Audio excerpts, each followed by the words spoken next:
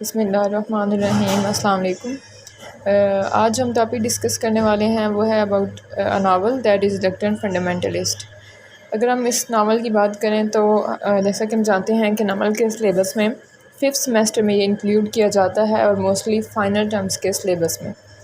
तो ये novel basically किस बारे में है, इस बारे में हम डिस्कस करेंगे, कुछ करैक्टर डिस्कस करेंगे और फिर हम one by one her chapter को डिस्कस कर लेंगे कि उसके अंदर क्या थीम चल रहा है, क्या स्टोरी चल रही है। अब ये नावल बेसिकली जो है ये है अबाउट 9/11 अटैक। ठीक है, इसके बारे में सभी को आइडिया है।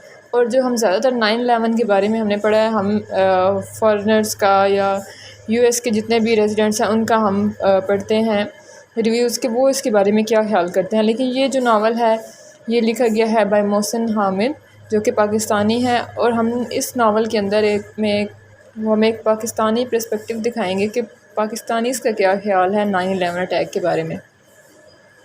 तो ये जो नावल है इसके राइटर मैंने आपको बता दिया कि मोहसिन हामिद हैं, और ज़्यादातर लोग कहते हैं कि ये ऑटोबायोग्राफ़ी है, लेकिन कुछ लोग कहते हैं कि ऑटोबायोग्राफ़ी नहीं भी है, और मेरा खुद मानना यही है कि ये ऑटोबायोग्राफ़ी नहीं है मोहसिन हामिद की। ठीक है, और इस नावल के अंदर आप लोगों ने एक ये बात याद रखनी है कि ये एक ड्रामेटिक मोनोलॉग नावल है। अब इसमें होता क्या है कि इसके अंदर सिर्फ फर्स्ट पर्सन बोलेगा, जो सेकंड पर्सन होगा वो साइलेंट रहेगा। ठीक है, और सिर्फ फर्स्ट पर्सन बोलेगा। ठीक है, सिर्फ सिंगल आदमी की बात होगी। तो ये ड्रामेटिक मोनोलॉग है। अब मैंने आप लोगों को इंट्रोडक्शन दे दी इस नावल के बारे में। अब हम इसके वन बाय वन देख लेंगे कि करैक्टर्स कौन कौन से हैं। ठीक है, तो सबसे पहले जो हमारे पास करैक्टर आता है, जो सबसे हमारे पास मेन करैक्टर है वो है चंगेज़। इसको हम कह सकते हैं कि इस नावल के अंदर यही प्रोटैगनिस्ट है हमारे पास। ठीक है, और इसके अलावा हमारे पास कुछ और करैक्टर्स हैं, जैसा कि हमारे पास एरिका है, जिम है और वैन राइट वगैरह हमारे पास कुछ करैक्टर्स हैं। अगर हम चंगेज़ की बात करें, थोड़ा सा हम इंट्रोडक्शन दें, तो ये फ़र्स्ट पर्सन है और यही जो है पूरे नावल के अंदर बोलेगा, और इससे के नैरेटिव से हम पूरी स्टोरी देखेंगे। और ये क्या करता है कि ये स्टडीज़ के लिए यूनाइटेड स्टेट्स जाता है। ठीक है, और फिर वहाँ पे ये अंडरवुड सैमसन के अंडर एक जॉब करता है। ठीक है, और later on at the end ये वापस आके पाकिस्तान में एक लेक्चरर बनता है। ये इसका इंट्रो है। ठीक है, उसके बाद हमारे पास इसके अंदर कंपेयर किया जाएगा पाकिस्तान को और अमेरिका को। ठीक है, और चंगेज़ हमें स्टोरीज़ बताएगा कि पाकिस्तान में वो किस तरह था और अमेरिका में और क्या डिफरेंस है। उसके बाद थर्ड हमारे पास जो है वो हमारे पास एरिका है। ठीक है, Erika is a woman with whom Changez falls in love. ठीक है, तो एरिका जो है इसको डिस्कस किया जाएगा। इसके बाद अगर हम करैक्टर्स की बात करें तो ये हमारे पास मेन जो करैक्टर्स हैं, हमारे पास जिम है। जिम जो है चंगेज़ का बॉस भी है और उसका फ्रेंड भी है अंडरवुड सैमसन में। ठीक है, और ये इसकी बहुत पसंद करता है चंगेज़ को और इसके काम को, इसके हार्ड वर्क को। एक ये हमारे पास मेन करैक्टर है। उसके बाद अगर हम माइनर करैक्टर्स की बात करें तो हमारे पास आता है वैन राइट। ये जो है बेसिकली चंगेज़ का फ्रेंड होता है जहाँ पे वो काम करता है। उसके बाद क्रिस है, ये एरिका का दोस्त होता है बिफोर चंगेज़। ठीक है, इसके अलावा इसके अंदर जिक्र किया जाएगा एरिका के फादर का, एरिका की मदर का, और एक और मेजर करैक्टर इसके अंदर आएगा जॉन बटिस्टा, जो कि बहुत ही ख़ास बात कहेगा जो कि हमें याद रखनी होगी। ठीक है, तो ये हमारे पास इंट्रोडक्शन था इस नावल का। अब हम इसको चैप्टर वाइज देखेंगे कि क्या स्टोरी चल रही है, क्या थीम्स हैं। ठीक, अच्छा, सबसे पहले हम इसके अंदर देखेंगे कि चैप्टर 1 क्या है। मैंने क्योंकि आपको बताया कि पाकिस्तानी के लिहाज से उसका पर्सपेक्टिव बताया जाएगा कि उसका क्या पर्सपेक्टिव है अबाउट 9/11 अटैक।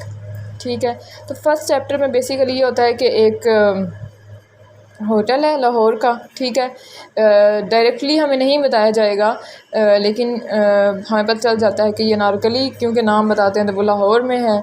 तो उसकी लोकेशन वहाँ बताया जाएगा कि वहाँ पे दो लोग बैठे हैं जिनमें एक चंगेज़ और एक सेकंड पर्सन है। ठीक है, फर्स्ट पर्सन चंगेज़ है, सेकंड पर्सन जो है वो एक आदमी है जिससे वो बात करेगा चंगेज़।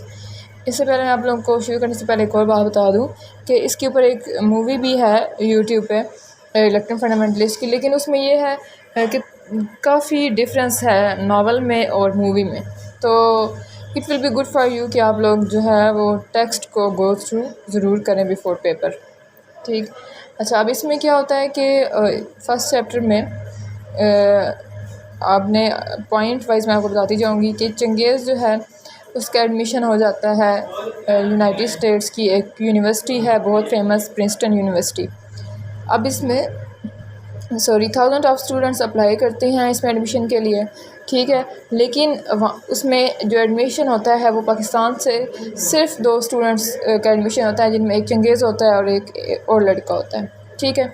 अब वहाँ पे ये जाते हैं और अपनी स्टडी करना स्टार्ट कर देते हैं। उस दौरान क्या होता है कि जॉब्स वगैरह के लिए अप्लाई करते हैं, ठीक है। तो एक अंडरवुड सैमसंग कंपनी होती है, उसमें जॉब मिलती है चंगेज़ को। अब ये यूएस की एक बहुत अच्छी फ़र्म होती है जिसका काम ये होता है इस कंपनी का कि वो एवेलुएट करती है डिफरेंट फ़र्म्स को और उनके प्रॉफिट को एस्टिमेट करती है। और ज़्यादातर इनकी जो स्ट्रेटजी होती है वो ये होती है कि ये किसी भी फ़र्म की जब प्रॉफिटेबिलिटी या उसको एवेलुएट करने जाते हैं तो उनको यही कहते हैं कि आप इस तरह करें, लोगों की तादाद कम कर दें, ठीक है, ताकि आप थोड़े लोगों से ज़्यादा काम करवाएं और प्रॉफिट गेन करें और आप कामयाब हो, ठीक है। तो इस तरह इनका इस कंपनी का काम होता है कि डिफरेंट कंपनीज़ के प्रॉफिट को एवेलुएट करना।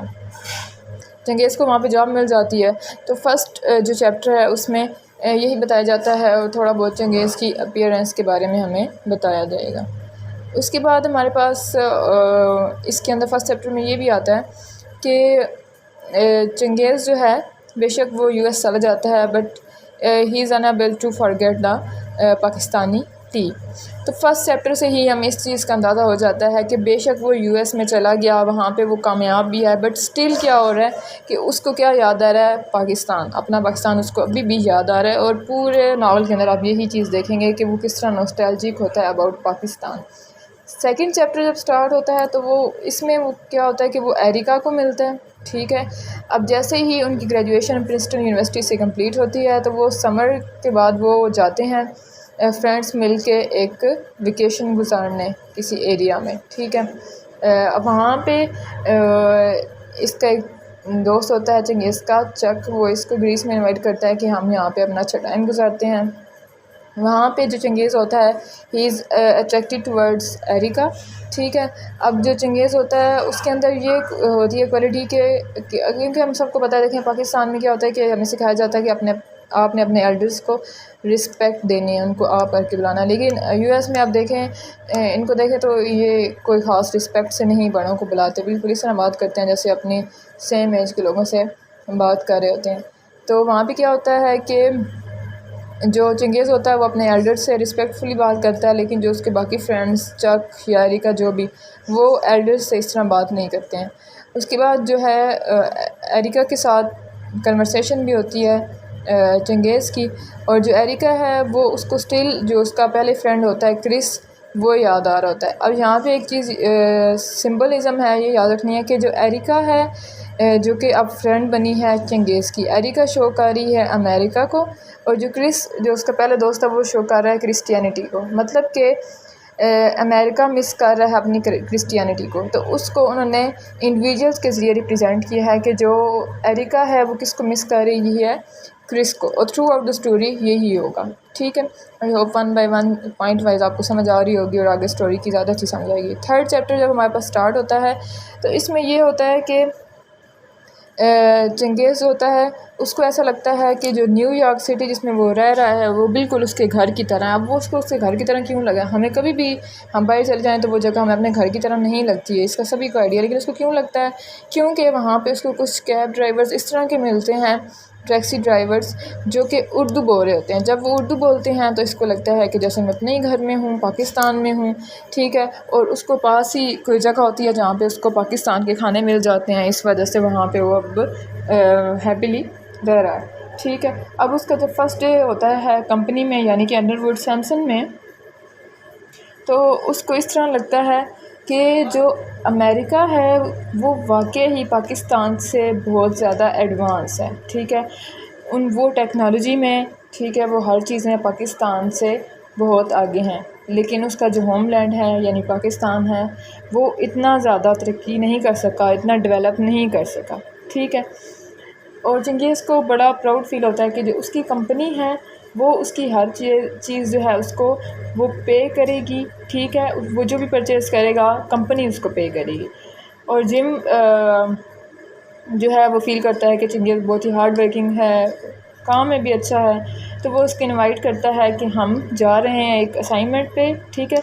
अब टोटल इसके अंदर तकरीबन 3 असाइनमेंट्स होती हैं पूरे नावल में, जो कि यही मेन असाइनमेंट्स हैं जो कि आप लोगों ने याद रखनी है कि इन असाइनमेंट्स के अंदर क्या क्या हुआ।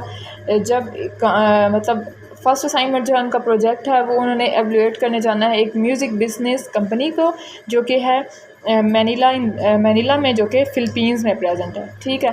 तो ये फ़र्स्ट असाइनमेंट है। हर असाइनमेंट जहाँ जहाँ जिस कंपनी में ये जाएंगे काम करने, वहाँ पे जो जो वाक़या होगा वो आप लोगों ने अच्छे से माइंड में रखना है, पेपर पॉइंट ऑफ व्यू से भी, क्योंकि मोस्टली पेपर में क्वेश्चन इन्हीं असाइनमेंट में से आएगा, ठीक है। और इसके अंदर जो इतने भी वाक़ये होंगे, जो भी इवेंट्स होंगे, वन बाय वन को याद रखना है।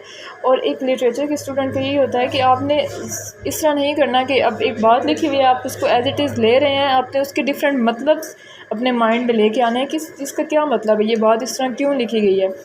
मैं कोशिश करूँगी कि मैंने अपनी स्टडी के दौरान और अपने फ्रेंड्स से जिस तरह हम लोगों ने स्टडी डिस्कशंस की, तो जो चीज़ें हमें स्टेटमेंट से नावल की समझ आई, उससे हमें क्या मतलब समझ आए, वो मैं शेयर करती जाऊँगी। बाकी आप लोगों ने खुद भी सोचना है। तो 3 चैप्टर्स जहाँ तक हमारी कंप्लीट हैं, with the introduction of the novel and with the introduction of characters. बाकी इंशाल्लाह नेक्स्ट वीडियो में कवर करूँगी।